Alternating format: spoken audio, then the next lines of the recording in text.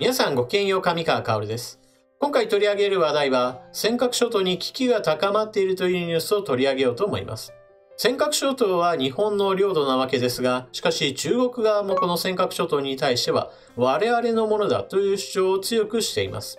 そうした主張もあって、現在尖閣諸島周辺には、中国海警の船というものが1年間のうち300日以上居座っているという異常事態になっています。こうした動きに対して日本は海上保安庁の船がこの周辺海域に待機し、日本の領海に入ってきた時にはこれを退ける動きというものを見せています。しかしこのような状況が永遠に続くかといえばそうとは思えません。なぜそのように思うかといえば、中国側の動きというのは少しずつ変わってきているのは明らかだからです。そして今回お伝えするニュースというのはまさにそのような大きな変化の兆しとなる中国側の動きです。尖閣諸島における危機が進行してしまうそのような話というのが一体どのような動きなのか、ニュースをお聞きください。中国、全人代で海警法など審議。中国では22日から全人代、全国人民代表大会の常務委員会が開かれ、海上警備を担当する海警局の任務を定めた海警法などの審議が行われます。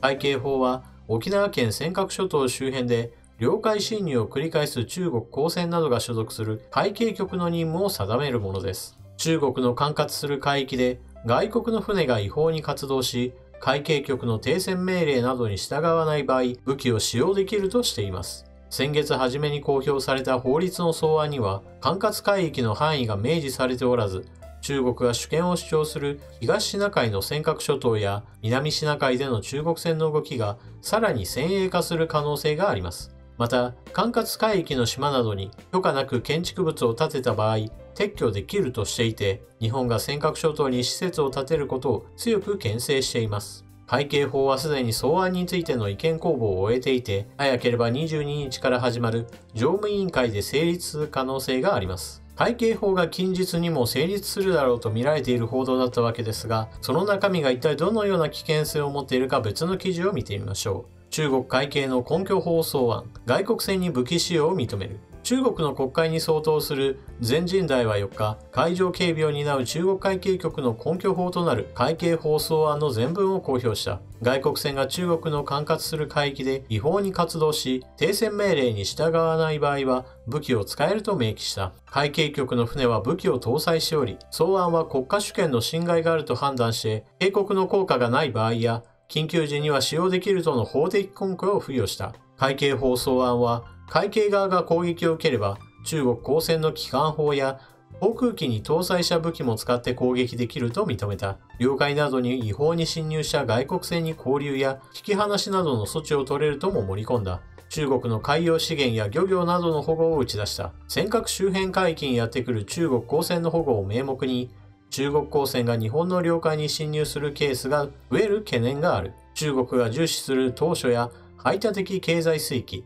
EEZ、人工島を守るために必要な行動を取るとも思った。中国が人工島を造成した南シナ海を念頭に置く。軍の最高指導機関、中央軍事委員会の命令で防衛作戦に当たる方針を明記した。海警局のトップには人民解放軍の海軍出身者がついており、海軍との一体化が加速しそうだ。2012年に発足した習近平指導部は海警局の強化を進めてきた。2019年末時点で中国公船の数は130隻と海上保安庁の巡視船66隻の約2倍に増えた。76ミリほど見られる機関砲を備えた1万トン級の中国公船も確認されている。今回の海警法が成立することによって、これまではある程度抑制されていた動きが、より一歩踏み込んだ動きになることが考えられます。この影響というものは日本にとっては尖閣諸島、そして南シナ海のことを考えれば、台湾やベトナム、フィリピン、インドネシアなど周辺国全てにとっての悪影響をもたらすことでしょう。ただし、今回の動画では尖閣諸島周辺の話に絞り込んでお話をします。今回のニュースのポイントは何といっても、中国海警局に対して法律的な裏付けが行われるということです。法律的な裏付けを持って武器も使用できるし、中国の島に何か建造物が建てられるようなことがあれば、これを撤去できるというのを一つの基本方針としたわけです。通常であればこのような法律というものがあったとしても大きく問題視されることはありません。しかし中国の場合は全く異なっていて、このような法律を悪用する危険性が非常に高いのです。その現実例としているのが尖閣諸島です。中国は尖閣諸島は我々のものだと主張しています。このことは先日、中国の王毅外相が訪日した際にもはっきりと言っていました。我が国の領土である尖閣諸島周辺になんだか日本の漁船が入ってきて非常に目障りだったなという話などをしていました。この会見の席には日本の茂木外相も同席していたのですが、残念ながら現場においては反論などが一切されていなかったことから大きな批判を招きました。なぜならば中国の王毅外相が言っていたのは、尖閣諸島周辺に日本の漁船が漁をしていたことを解析しようとしたそのような事件のことを言っていたからです。本来ならば日本の領土領海に日本の漁船がいて漁をすることには何ら問題はなかったはずだからです。そのことを茂木外相がその現場において反論できなかったというのは大きな失態です。このように中国にとっての尖閣諸島は我々のものであるという主張は、もはや日本の政府高官の前でも堂々というレベルで実施されています。このような態度から中国領に中国の船がいるのは当然のことであるし、その中国の船が外国の船が自分のところに入ってきたのを打ち払うのも当然の権利だし、自分の領土である島にどこかの国の人たちが勝手にやってきて建造物を建てたならば、それを撤去するのは当然だという具合にして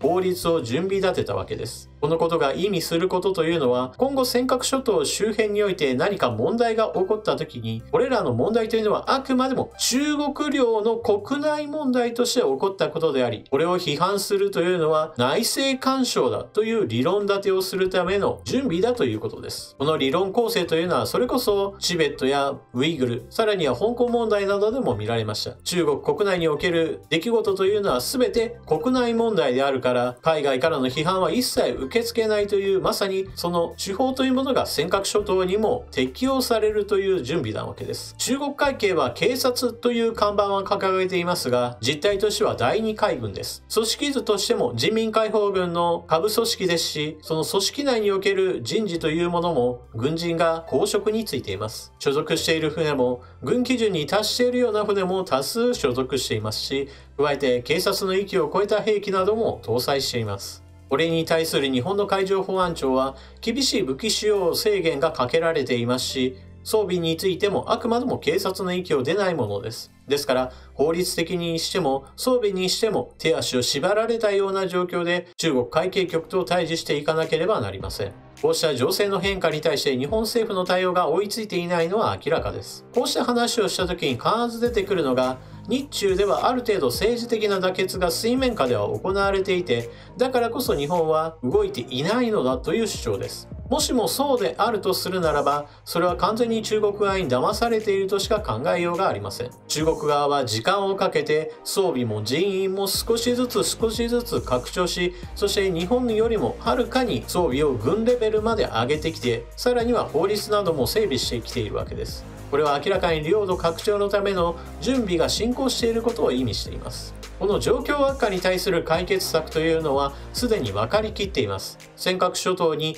日本の施設を建造し、そこに人を常駐させることです。それによって尖閣諸島というのが日本の領土であることを明確化し、この島に近づく船なども国際法に基づいて追い払うということが当然の権利として実施されなければなりません。中国の勢力拡大の狙いというのは非常に明白で、これに対抗するための解決策は別に難しいものではなく、明確に分かっていることです。日本の政治家は自分の選挙区に対する利益誘導を生業とすることをやめ、まずは国家にとって必要なことをすべきです。そうでなければ中国のいいようにされてしまいます。皆さんは今回のニュースを聞かれてどのようなことを考えたでしょうか。ぜひともコメントしていってください。それでは動画を最後までご視聴いただきありがとうございました。チャンネル登録していない方はぜひともチャンネル登録を。そして動画を見終わったら評価ボタンのクリックもよろしくお願いします。それでは次の動画でまたお目にかかりましょう。またね。